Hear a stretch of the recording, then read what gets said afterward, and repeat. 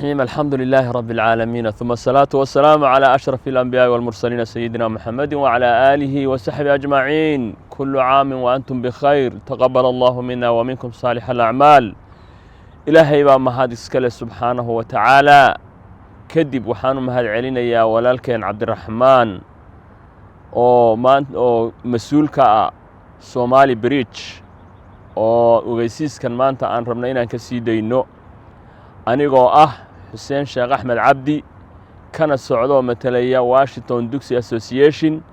waxaan idin ogeysiinaynaa bishaaro inay maartay inagu soo fool leedahay ciidul fitriga ahayd ee barakaysnayd. marka sidaa darteed inaynu maartay ku tukan doono meeshii aan ku tukan jirnay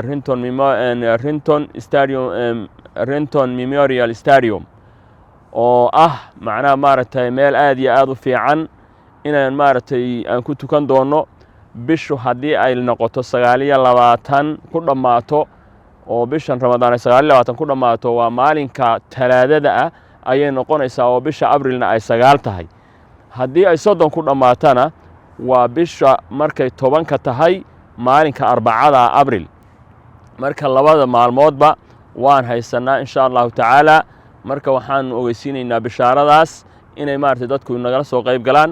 salaadana waxaan tukanaynaa insha Allah tacaala maadaama oo ay tahay ciidul fitrigana la rabo inaad dib loo dhigo, dadku wax soo cunaan, soo afuraan, jawi hore ku jireen jawi ka bedelan ay maartay ku jiraan, timara soo cunaan, soo qureecdaan. 9:45 daqiiqo ayaan insha Allah tacaala tukan doonaa.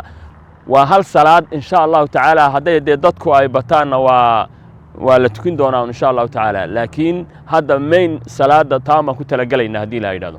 marka intaasaan idin sheegaynaa haddii la yiraahdo. wassalaamu calaykum waraxmatullaahi wabarakaatuh.